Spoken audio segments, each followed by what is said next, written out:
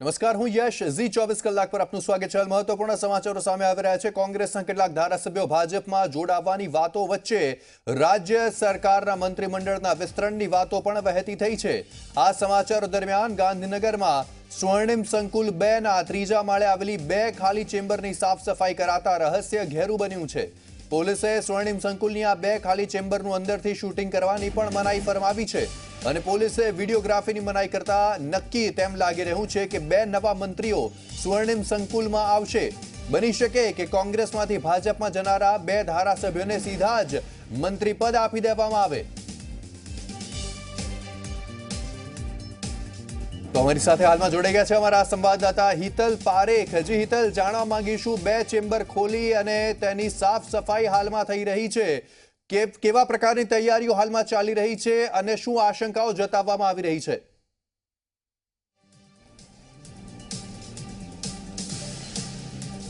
Yes, ખાસ કરીને જણાવી દઉં કે ગઈકાલે મોડી સાંજથી જ આ એક પ્રકારની અટકણો એકદમ તેજ બની છે અને ક્યાંક ને ક્યાંક મંત્રીમંડળનું વિસ્તરણ કરવામાં આવે અને કોંગ્રેસમાંથી આવનાર ધારાસભ્યોને સીધું મંત્રીપદ આપવામાં આવે એ પ્રકારની વાતો વહેતી થઈ છે. સ્વાભાવિક છે કે કુંવરજી બાવળિયા વખતે પણ ભાજપ દ્વારા એક જ કલાકમાં કોંગ્રેસમાંથી રાજીનામું આપ્યા બાદ એક જ કલાકમાં તેમને કેબિનેટ કક્ષાનું મંત્રીપદ આપવામાં આવ્યું હતું અને એ પણ આ સ્વર્ણિમ સંકુલ 2માં જ બેસે છે. ત્યારે હવે ફરી પાછા જે કોંગ્રેસના ધારાસભ્યો ભાજપમાં આવી રહ્યા છે એ પ્રકારની જે વાતો વહેતી થઈ છે અને એ દરમિયાન ચેમ્બરની સાફ સફાઈ કરવામાં આવી અને ત્યારબાદ જોવા જઈએ તો વિડીયોગ્રાફી કરવાની પણ મનાઈ ફરવામાં આવી છે. આ પ્રકારની જે ઘટનાક્રમ છે એના કારણે રહસ્ય વધારે ઘેરાયું છે. ચોક્કસ એવું કહી શકાય કે લોકસભાની ચૂંટણી પહેલાં ભાજપ દ્વારા કોંગ્રેસમાંથી ધારાસભ્યો ખેરવાની જે વાત છે એને વધારે પ્રબળતા મળી રહી છે. સાથે સાથે 12મી તારીખે કોંગ્રેસની જે સભા યોજવામાં આવનાર છે, રાહુલ ગાંધી પોતે હાજર છે, ત્યારે ભાજપ દ્વારા ક્યાંક ને ક્યાંક એક રણનીતિના પાઠરૂપે કોંગ્રેસને મોટો ઝટકો આપવામાં આવે તેવી શક્યતાઓ પણ પ્રબળ માનવામાં આવી રહી છે. પણ અત્યારે તો સ્વર્ણિમ સંકુલ 2 છે, એમાં જે 2 ચેમ્બરો છે એની સાફ સફાઈ કરવામાં આવી છે અને ત્યારબાદ વિડીયોગ્રાફીની પણ મનાઈ ફરવામાં આવી છે. એટલા માટે આ રહસ્ય વધુ ઘેરું બનતું લાગે છે. જી યસ. જી હિતલ, કયા એવા ધારાસભ્યો છે જેમના નામ સૌથી વધારે ચર્ચાઈ રહ્યા છે જેઓ કોંગ્રેસ છોડીને ભાજપમાં આવી શકે છે? અલ્પેશ ઠાકોર સૌથી મુખ્ય નામ છે, તે સિવાય કયા નામો?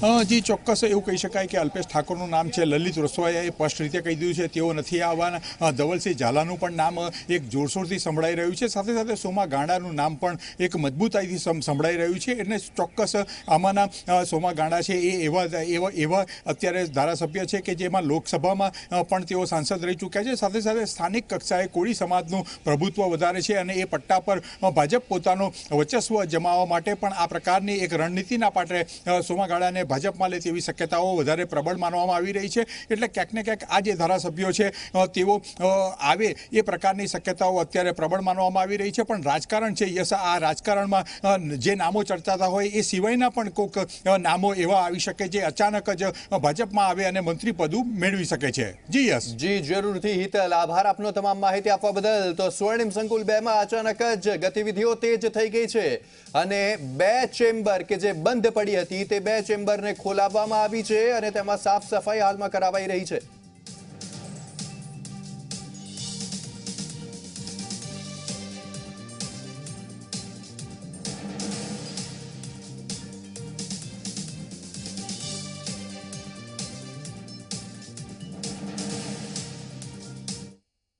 આગળ વધીએ, મહત્વપૂર્ણ સમાચારો સામે આવી રહ્યા છે. ભાજપના ધારાસભ્ય મધુ શ્રીવાસ્તવે બળવાના સંકેત આપ્યા છે. કોંગ્રેસમાંથી ભાજપમાં જોડાનારાને મંત્રી બનાવવામાં આવશે તો વિરોધના સંકેત આપવામાં આવ્યા છે મધુ શ્રીવાસ્તવ દ્વારા. ધારાસભ્ય તરીકે કોઈનું પણ ભાજપમાં સ્વાગત છે, પણ જો તેમને મંત્રીપદ સોંપવામાં આવ્યું તો મધુ શ્રીવાસ્તવ તેનો જોરશોરથી વિરોધ પણ કરી શકે છે. આ પહેલા કોંગ્રેસમાંથી કુંવરજી બાવળિયા ભારતીય જનતા પાર્ટીમાં જોડાયા અને તેમને તુરંત મંત્રી પણ બનાવી દેવામાં આવ્યા અને હવે ફરી એક વખત તેવી જ વાતોની ચર્ચા ચગડોળે ચડી છે. ત્યારે સવાલ તે છે કે કોંગ્રેસમાંથી કોણ આવી રહ્યું છે ભાજપમાં, અને જો ભાજપમાંથી તેઓ ભાજપમાં આવશે અને જો તેમને મંત્રીપદ આપવામાં આવશે તો મધુ શ્રીવાસ્તવ કેવો વિરોધ કરશે, કયા મુદ્દાને લઈને વિરોધ કરશે? અમારી સાથે અમારા સંવાદદાતા રવિ અગ્રવાલ વડોદરાથી જોડાઈ ગયા છે. રવિ, મધુ શ્રીવાસ્તવે સીધા બળવાના સંકેતો આપી દીધા છે. તેમનું કહેવું છે કે જો કોઈને મંત્રીપદ આપવામાં આવશે તો તેઓ તે સ્વીકારશે નહીં. સાથે જ તેમણે આ રીતે બળવાના સંકેત આપી દીધા. શું કહેવું છે મધુ શ્રીવાસ્તવનું?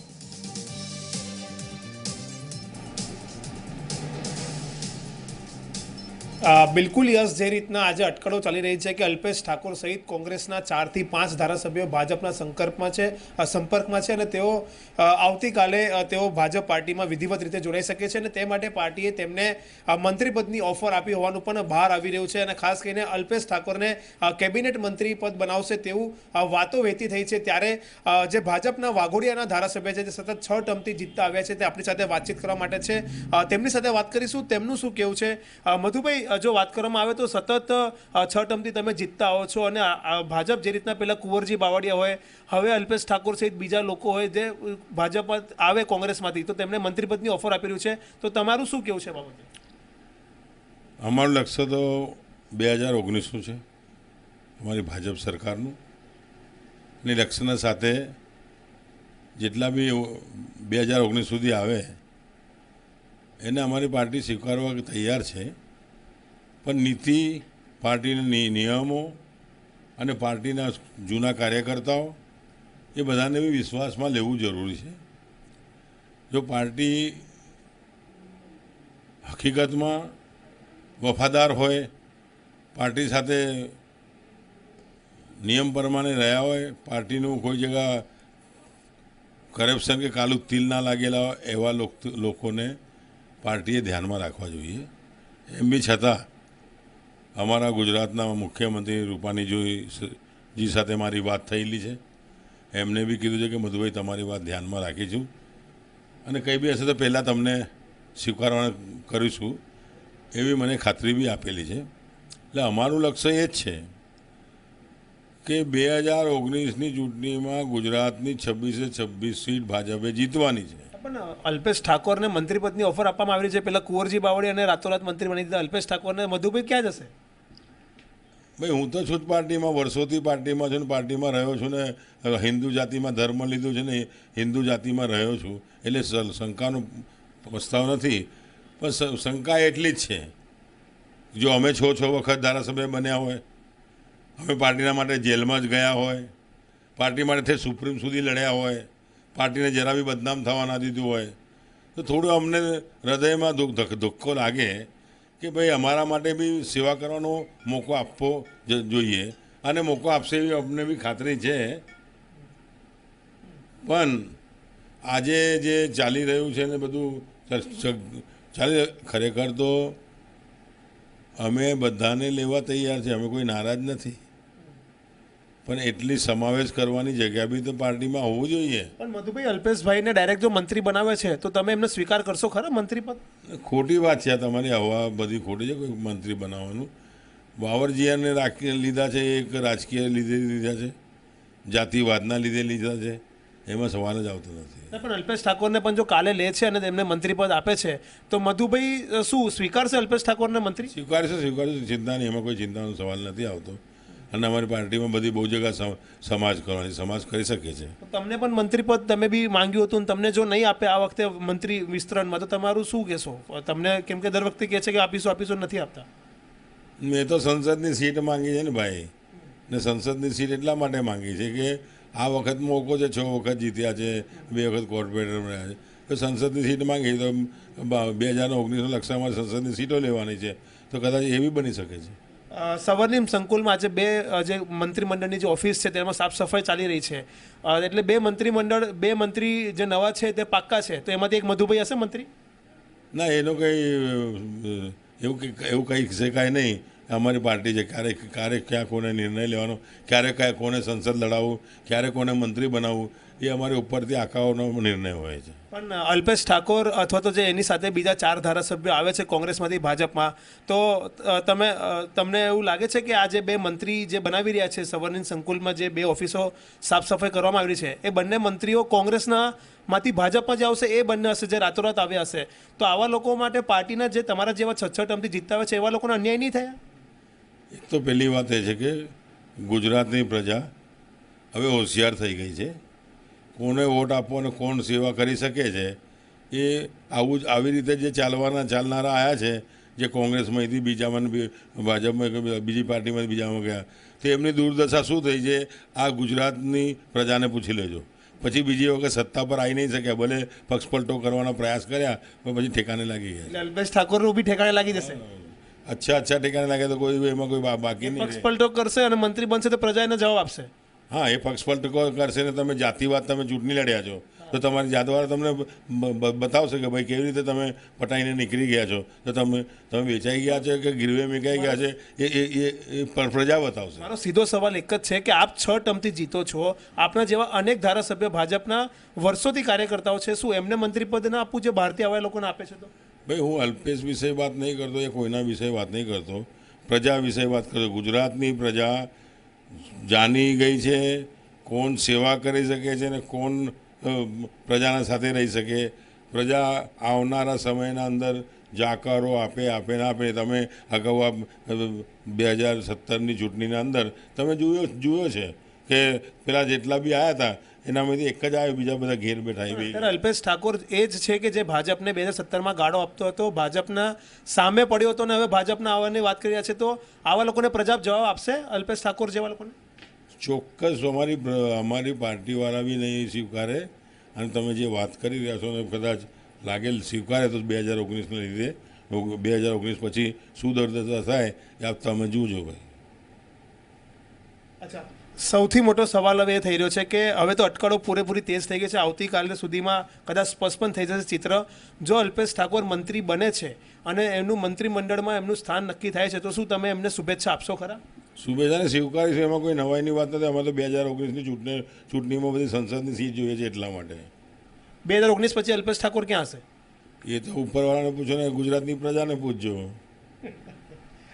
બિલકુલ. તો જે રીતના ધારાસભ્ય વાઘોડિયાના મધુ શ્રીવાસ્તવ જે ભાજપના ધારાસભ્ય છે તેઓ કહી રહ્યા છે કે ખાસ કરીને અલ્પેશ ઠાકોર જો પાર્ટીમાં કોંગ્રેસમાંથી બળવો કરીને બીજેપીમાં આવશે તો તેમને જે રાજકારણ છે તેમનું વધારે સમય સુધી નહીં ચાલી શકે, કારણ કે તેમને 2017ની ચૂંટણી સમયે જાતિવાદી રાજકારણ કરીને તેઓ ધારાસભ્ય બન્યા હતા. ચોક્કસથી તેઓ એ પણ કહી રહ્યા છે કે પાર્ટીના જે ઘનિષ્ઠ જે કાર્યકર્તાઓ છે, ધારાસભ્યો છે, તેમનું માન જળવાવું જોઈએ, તેમની રાય લેવી જોઈએ કે આવા લોકોને પાર્ટીમાં લેવા જોઈએ કે ન લેવા જોઈએ. સાથે સાથે તેઓ એવું પણ કહી રહ્યા છે કે જો પાર્ટી અલ્પેશ ઠાકોરને લેશે તો તેઓ ચોક્કસથી તેમને શુભેચ્છા પણ આપશે, સ્વીકાર પણ કરશે, કારણ કે તેમની પાર્ટીનો ટાર્ગેટ 2019ની લોકસભાની ચૂંટણી છે. જી જરૂરથી રવિ, આભાર આપનો તમામ માહિતી આપવા બદલ. તો મધુ શ્રીવાસ્તવ ઇશારોમાં ઘણું બધું કહી ગયા. તેમણે કહ્યું કે જેને જે કરવું હોય કરે, પણ મને 2019ની ટિકિટ જોઈએ છે. અને સાથે જ તેમણે કહ્યું કે અત્યારે જે આવતા હોય ભલે આવતા, પણ 2019 પછી તેમનું શું થશે તે તેમને ત્યારે ખબર પડશે. આ વાત પણ મધુ શ્રીવાસ્તવે કહી છે તેમના મોઢેથી.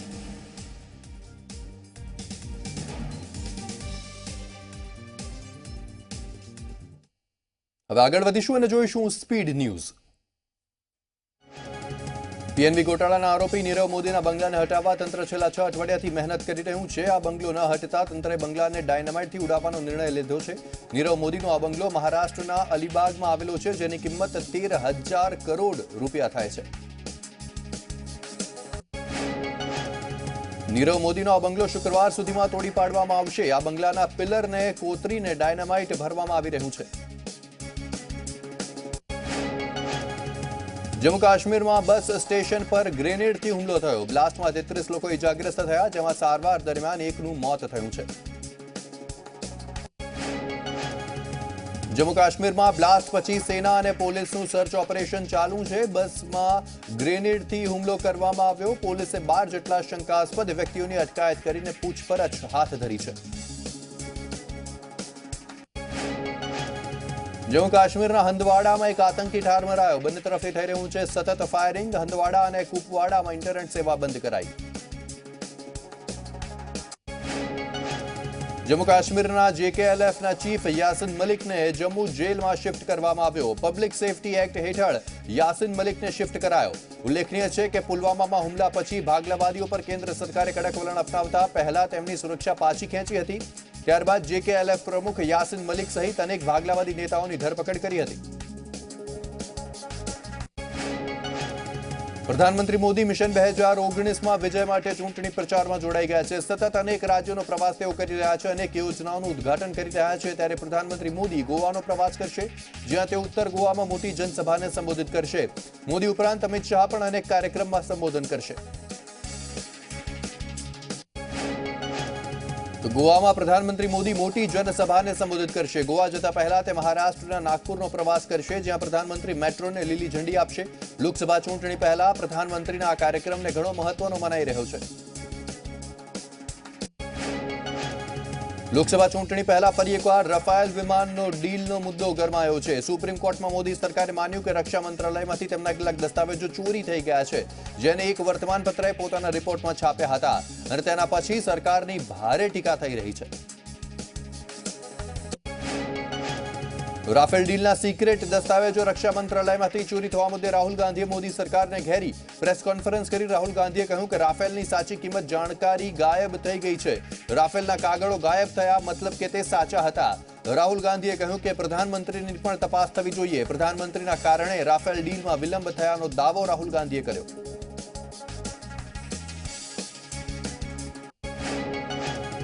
અમેરિકા અને ભારતની વચ્ચે હાલમાં વ્યાપારિક સંબંધો સારા ચાલી નથી રહ્યા, જેમાં ડોનાલ્ડ ટ્રમ્પે ભારતને અપાતી જીએસપી એટલે કે જનરલાઇઝ્ડ સિસ્ટમ ઓફ પ્રેફરન્સની સુવિધાને છીનવી લીધી છે, જેના કારણે ભારત હવે જે પ્રોડક્ટ અમેરિકાને વેચશે તેના પર ટ્રમ્પ સરકાર ટેક્સ લગાવશે.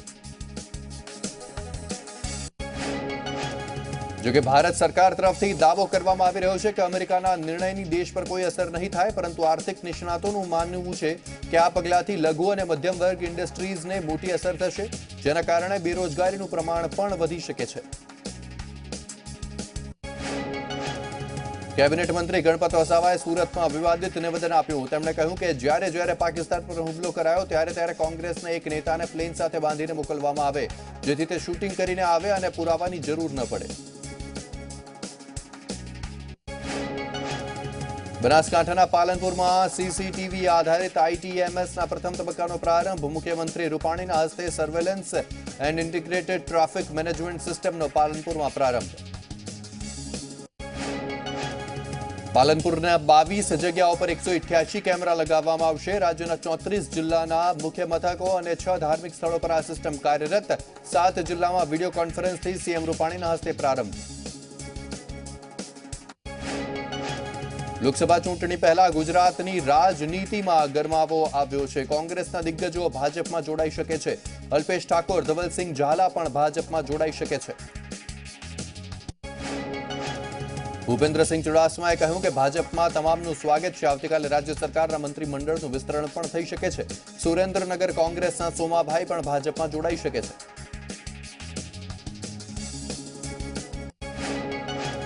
પાટણના ધારાસભ્ય ડોક્ટર કિરીટ પટેલ ભાજપમાં જોડાય તેવી શક્યતા છે. ત્યારે આ વાતને લઈને ડોક્ટર કિરીટ પટેલે સ્પષ્ટતા આપતા કહ્યું કે ભાજપમાં જોડાવાની વાતો માત્ર અફવા છે. ટંકારાના ધારાસભ્ય લલિત કગથરાએ પણ ભાજપમાં જોડાવાની વાતને રદિયો આપ્યો અને કહ્યું હતું કે ભાજપ મુખ્યમંત્રી બનાવે તો પણ હું ભાજપમાં નહીં જાઉં. અમે માત્ર પૂજાના કામ માટે ચૂંટાયેલા, પ્રજાના કામ માટે ચૂંટાયેલા છીએ. ધોરાજીના ધારાસભ્ય લલિત વસોયા ભાજપમાં જોડાવા અંગે નિવેદન આપ્યું. કહ્યું કે હું આત્મહત્યા કરીશ પણ ભાજપમાં નહીં જોડાઉં. ધોરાજીના ધારાસભ્ય લલિત વસોયાએ સૌથી મોટું નિવેદન આપતા કહ્યું કે મને પાર્ટીએ આદેશ આપ્યો છે કે પોરબંદર લોકસભાની ચૂંટણી લડવાની છે. સિદ્ધપુરના ધારાસભ્ય ચંદનજી ઠાકોરે ભાજપમાં જોડાવાની વાતને લઈને નિવેદન આપતા કહ્યું કે ભાજપમાં જોડાવાની વાત ખોટી છે. હું કોંગ્રેસનો વફાદાર સૈનિક છું. આ બધી અફવા છે. રાધનપુર કોંગ્રેસના ધારાસભ્ય અને ક્ષત્રિય ઠાકોર સેનાના સર્વેસર્વા એવા અલ્પેશ ઠાકોર ભાજપમાં જોડાઈ શકે છે. કોંગ્રેસ મોવડી મંડળથી લાંબા સમયથી નારાજ અલ્પેશ ઠાકોર ભાજપમાં જોડાઈ સંસદીય સચિવ તરીકે શપથ લઈ શકે છે. અલ્પેશ ઠાકોરની સાથે ભાજપના ધારાસભ્ય બાબુ જમના પટેલને પણ સંસદીય સચિવ બનાવાઈ શકે છે. 3 દિવસ પહેલા અલ્પેશ ઠાકોરે રાધનપુરમાં ધામા નાખ્યા હતા. આ ઉપરાંત ઠાકોર સેનાના કાર્યકર્તાઓએ રાધનપુરમાં સર્વે કરાવી લોકોનો મત જાણવાનો પ્રયાસ પણ કર્યો. જાન્યુઆરીમાં અલ્પેશ ઠાકોરે મુખ્યમંત્રી રૂપાણી સાથે મુલાકાત કરી. ત્યારથી જ એવી વાતો વહેતી થઈ હતી કે અલ્પેશ ઠાકોર ભાજપમાં જોડાશે અને હવે આ વાતને વેગ મળ્યો છે. તો ભાજપમાં જોડાવાની વાતો પર અલ્પેશ ઠાકોરનું સૌથી મોટું નિવેદન. તેમણે કહ્યું કે ભાજપમાં જોડાવાની વાતમાં દમ નથી. ઝી 24 કલાક સાથેની ટેલિફોનિક વાતમાં અલ્પેશ ઠાકોરે આ નિવેદન આપ્યું અને ભાજપમાં જોડાવાની વાતોને રદિયો આપ્યો. અલ્પેશ ઠાકોર સહિતના કોંગ્રેસના ધારાસભ્યોના ભાજપમાં જોડાવા મુદ્દે નીતિન પટેલે કહ્યું કે ભાજપમાં આવવા ઈચ્છતા તમામનું સ્વાગત છે. તો ઊંઝાના ભૂતપૂર્વ ધારાસભ્ય નારણ પટેલના કોંગ્રેસમાં જોડાવા અંગે તેમણે કહ્યું કે નારણ કાકા ક્યાંય નહીં જાય. ભાજપમાં જોડાવાની અટકળો વચ્ચે અલ્પેશ ઠાકોરે ક્ષત્રિય ઠાકોર સેનાની બેઠક બોલાવી કોંગ્રેસનું ટેન્શન વધાર્યું છે. અલ્પેશ ઠાકોરે ભાજપમાં ન જોડાવાનું કહ્યું હોય પણ એવું મનાઈ રહ્યું છે કે ક્ષત્રિય ઠાકોર સેનાના હોદ્દેદારો સાથેની બેઠકમાં અલ્પેશ મોટો નિર્ણય લઈ શકે છે.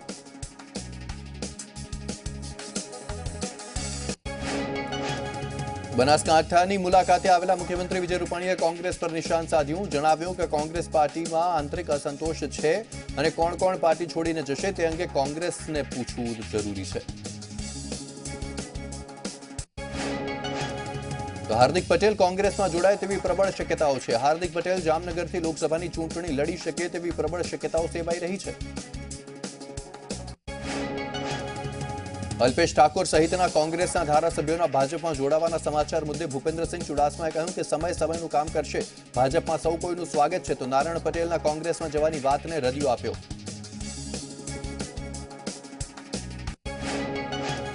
પાટીદાર નેતા અને ભાજપના દિગ્ગજ નેતા ભાજપથી નારાજ હોવાનું નારાયણ પટેલે જણાવ્યું. સાથે જ તેમણે ઝી 24 કલાક સાથે વાતચીતમાં જણાવ્યું કે મેં 53 વર્ષ સુધી પાર્ટી સાથે નિષ્ઠાથી કામ કર્યું છે. તેમ છતાં પાર્ટીએ મારી સાથે અન્યાય કર્યો છે.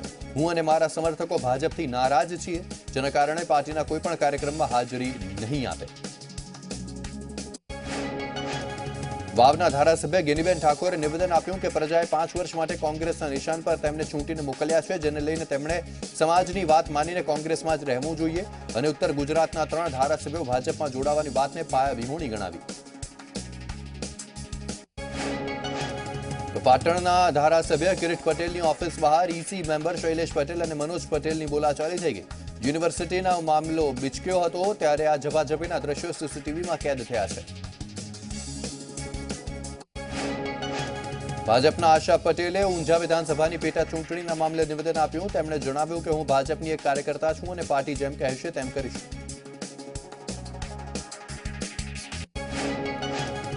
સુરતમાં અમરોલી પોલીસે બાતમીના આધારે 2 વ્યક્તિઓને સ્વિમ હોટ 4 રસ્તા પાસેથી ઝડપી પાડ્યા અને તેમની તપાસ કરતા બંને પાસેથી 2000ના દરની 43 ડુપ્લિકેટ નોટ મળી આવી.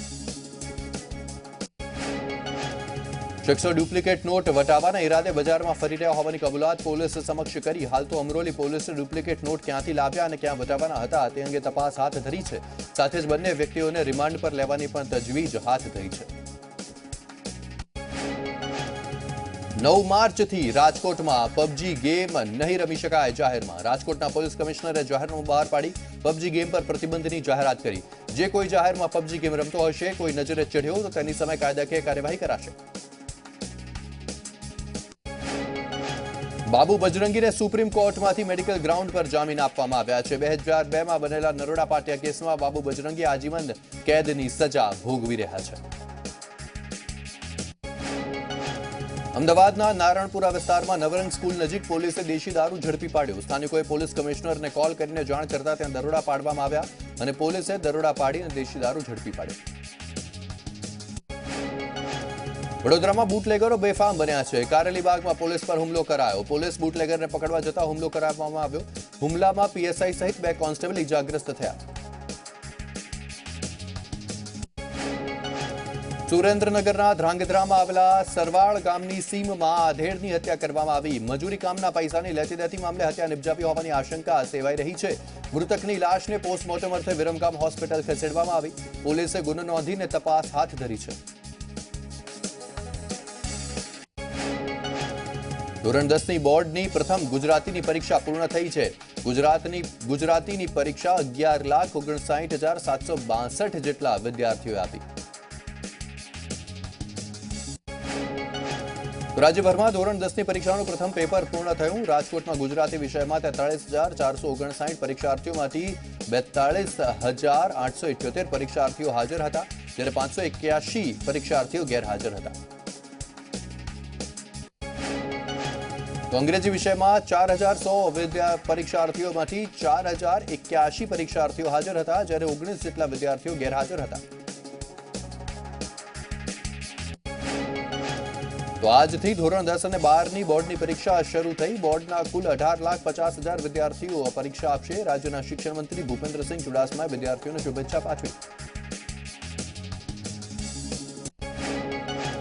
તો આ પરીક્ષાઓ 16 માર્ચ સુધી ચાલશે. આમ 23 માર્ચ સુધી ધોરણ 10 અને 12ની પરીક્ષા ચાલશે.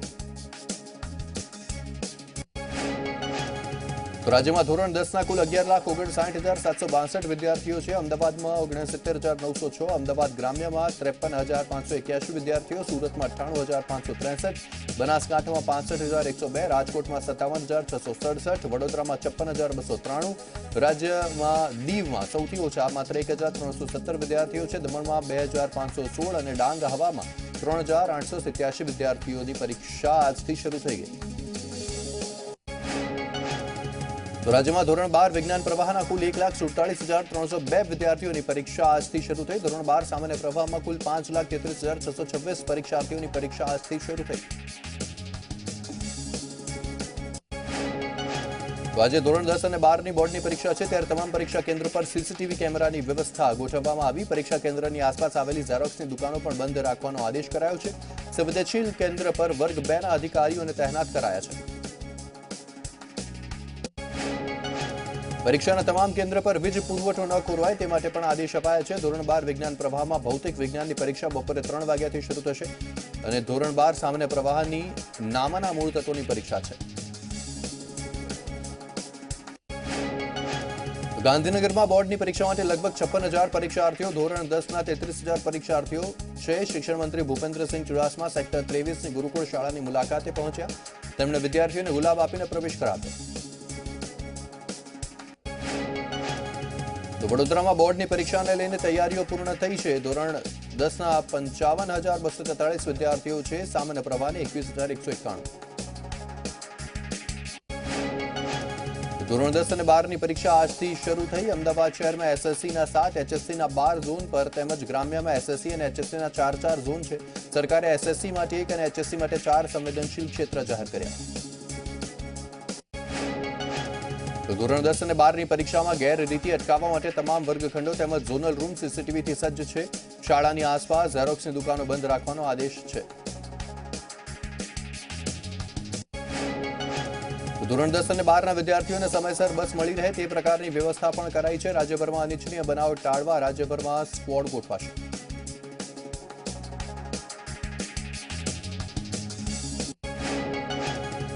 સુરતમાં બોર્ડની પરીક્ષામાં કુલ 1,66,000 વિદ્યાર્થીઓ, ધોરણ 10માં 98,563 વિદ્યાર્થીઓ, 12 સામાન્ય પ્રવાહમાં 50,885, તો ધોરણ 12 વિજ્ઞાન પ્રવાહમાં 17,229 વિદ્યાર્થીઓ છે.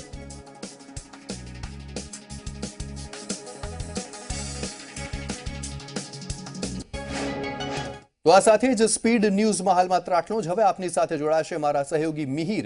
આપ જોતા રહો ઝી 24 કલાક.